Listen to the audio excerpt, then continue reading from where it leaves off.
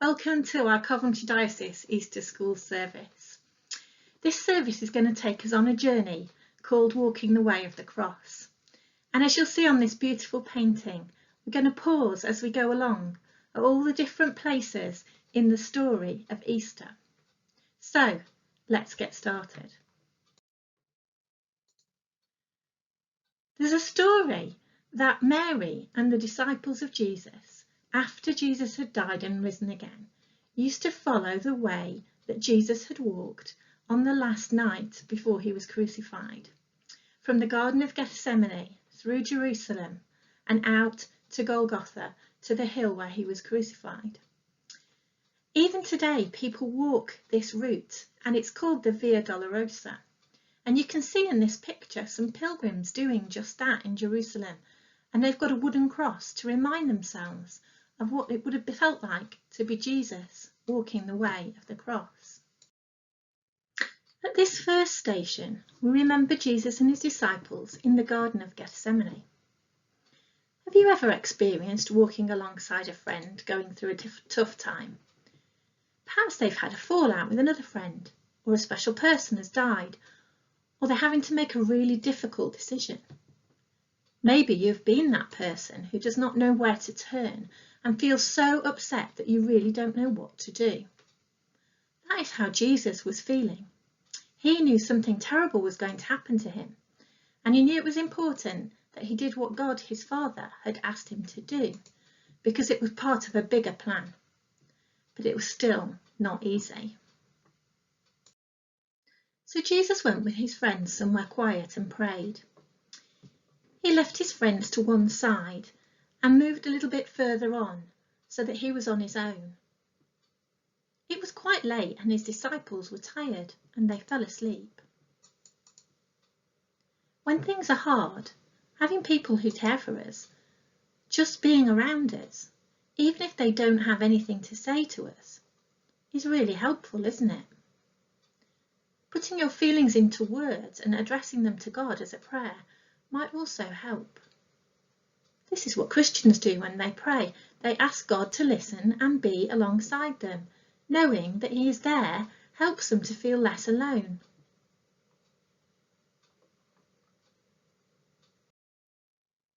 Station 2 is still in the Garden of Gethsemane. Judas, one of the 12 disciples, had an idea of what he thought the Messiah should be like. He wasn't convinced that Jesus was living up to that idea, and so he decided that he would betray Jesus to the authorities. He went and told them where Jesus was and said that he would take them to him, and when he got there, they would know who Jesus was because he would give him a kiss. So Jesus is betrayed by Judas in the garden with a kiss. Sometimes we're let down by the people around us, the ones we trust the most. It's painful and makes us feel lonely and distrusting. Jesus shares this experience. Christians believe that when you feel alone, Jesus is still with you.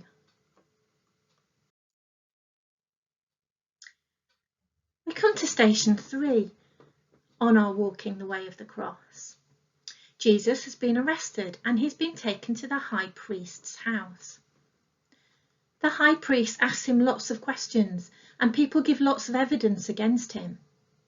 The one question that Jesus is asked is, "Are you the Messiah, the Son of the Blessed One?"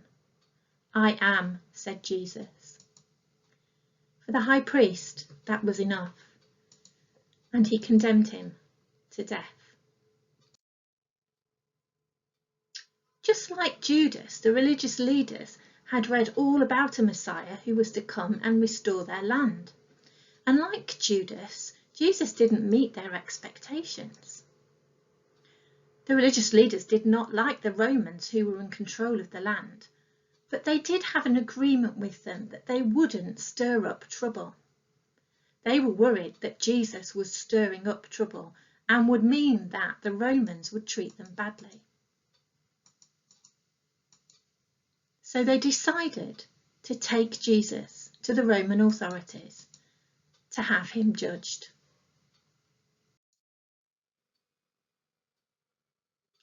Jesus had told Peter earlier in the evening, whilst they were eating together, that he would deny knowing him later on. This station, station 4, is therefore called denial. Jesus predicted that Peter would do this 3 times that night, before the cock crowed at dawn. Peter had been quite upset when Jesus had told him this, and he said that he would never do that. But Peter had bravely followed Jesus as he was arrested and was taken to the high priest's house. The other disciples had run away when the guards arrived in the garden. As Peter tries to blend in the courtyard of the high priest's house, he is asked whether he knows Jesus.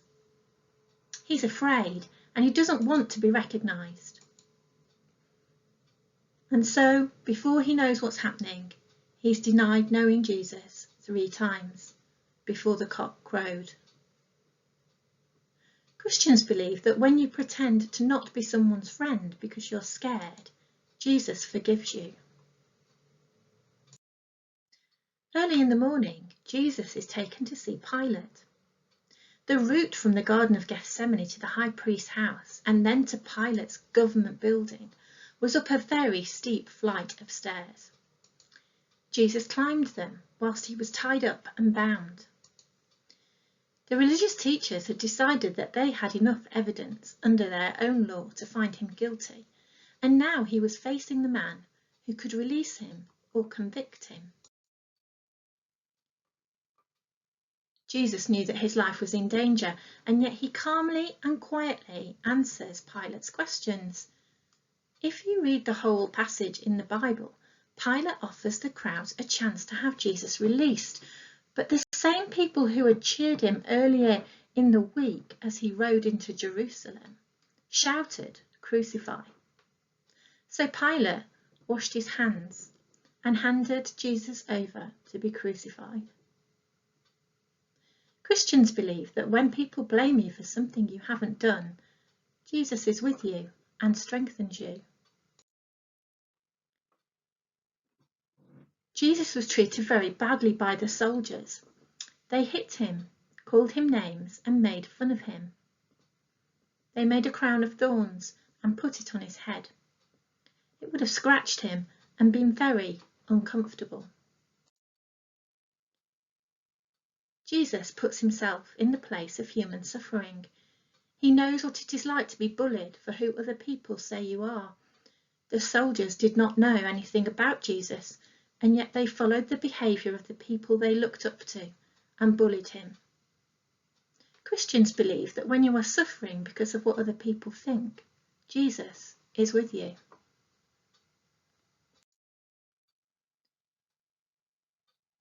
Jesus carries his cross to the place of crucifixion. There would have been a large crowd lining the route and calling out to him.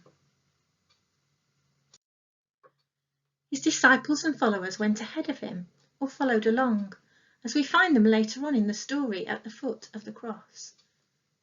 Christians believe that when you have to do something that is really hard, Jesus is with you.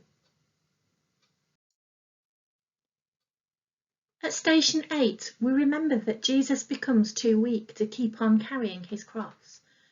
And so the soldiers make a man standing close by carry his cross for him. The man is called Simon of Cyrene, and the Bible tells us the name of his children, Alexander and Rufus. Why do you think that is? The only way that this could have been known to Mark, who wrote the Gospel, is if Simon had made it known afterwards. He must have been part of the story after the crucifixion. I wonder whether he had heard of Jesus before this encounter. In Paul's letter to the Romans, later on in the Bible, he mentions a Rufus. Could this be the same Rufus who was the son of Joseph? Can you imagine Simon telling his story to his children and it having so much of an effect on them that they are named individually in the Gospels because of what they did as they followed Jesus?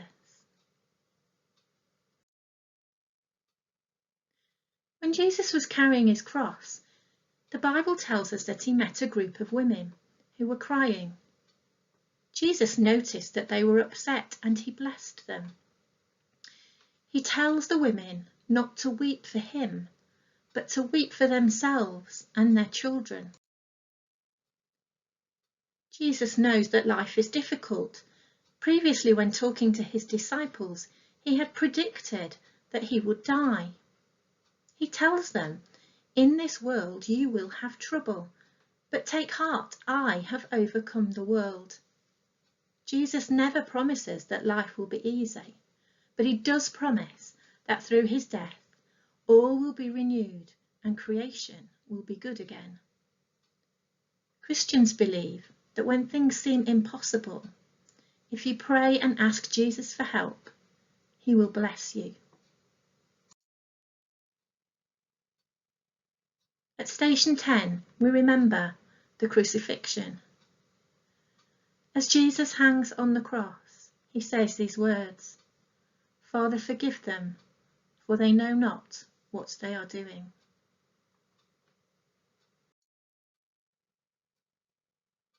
The soldiers came up and mocked him. They offered him wine vinegar and said, "If you are the King of the Jews, save yourself."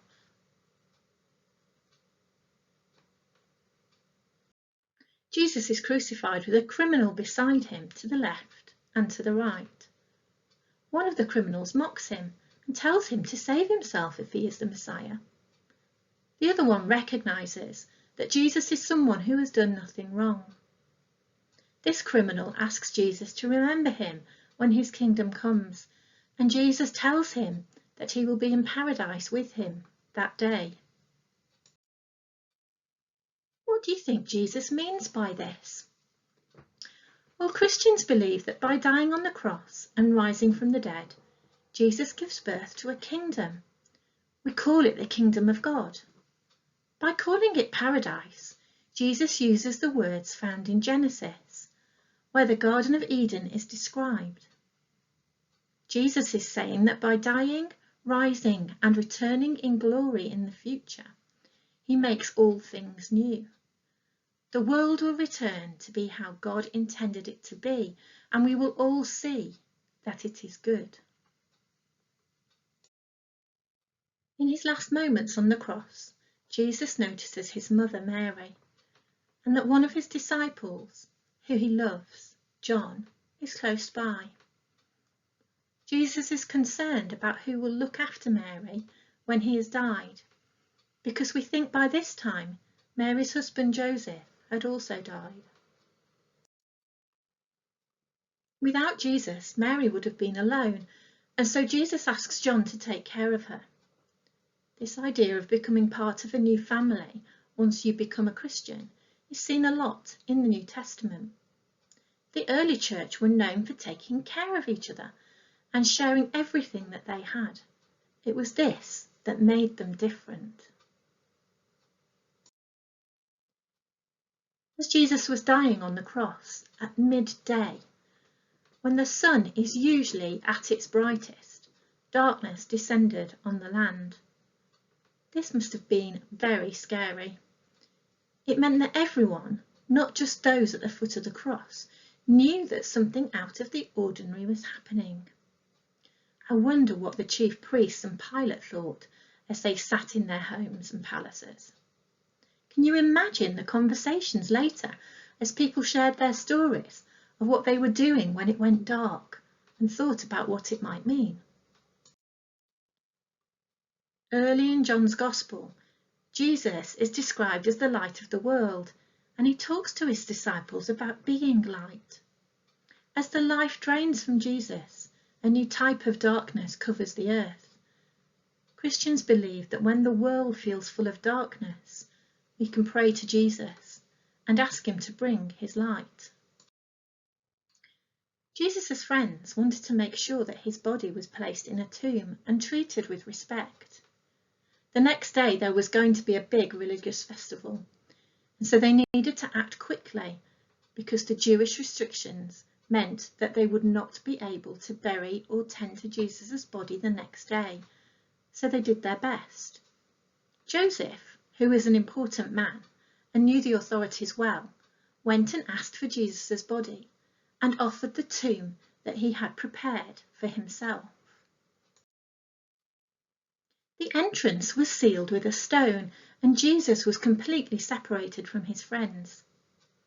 They must have been very sad and full of despair. Life around them continued. The next day was the Sabbath, and all the Jews who had come to Jerusalem to celebrate the special festival of the Passover would be involved in parties and celebrations. I wonder what the disciples did. Did they join in? Or do you think they were too upset to do so? The next day, the women who had followed Jesus went to the tomb. They expected they would need to find someone to roll the stone away. But when they looked up, they saw that the stone, which was very large, had already been rolled away. As they entered the tomb, they saw a young man dressed in a white robe sitting on the right side, and they were alarmed. "Don't be alarmed," he said. "You are looking for Jesus the Nazarene who was crucified. He has risen. He is not here. See the place where they laid him?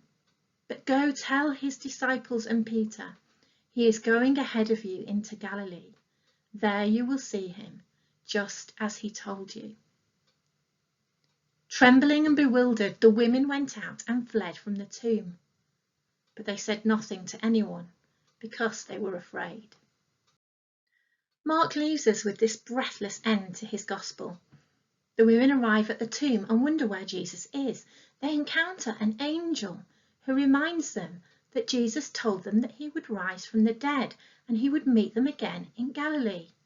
The women run from the tomb afraid. We know that this is not the end of the story though, because the other Gospels include lots of accounts of what happens when the disciples meet the risen Jesus. You can read some of these stories in the Gospel of Luke and the Gospel of John. They both tell us that Jesus met with his disciples a number of times and ate with them. He was living and breathing and had the scars on his hands, feet and sides. The Gospels go on to tell us of Jesus' ascension into heaven and how Jesus connects heaven and earth. The book of Revelation tells us that when Jesus returns and renews the earth, Jerusalem will come down from heaven, shining like precious jewels. Can you imagine what that would look like?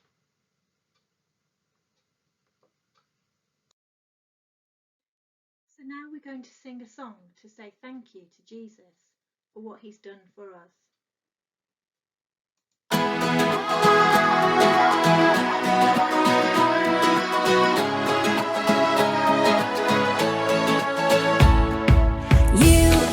You give me the love that I need, everything I wanna be. You are my never-ending hope. You're living in all that I see. There is a future for me, my life, my everything.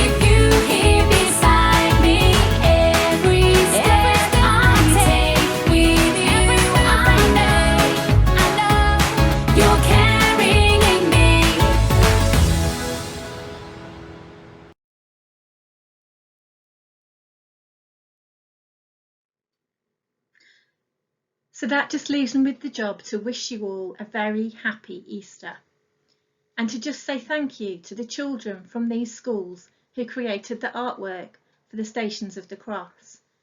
And great thanks to Julia Quinn, who produced the Playmobil photographs. Happy Easter!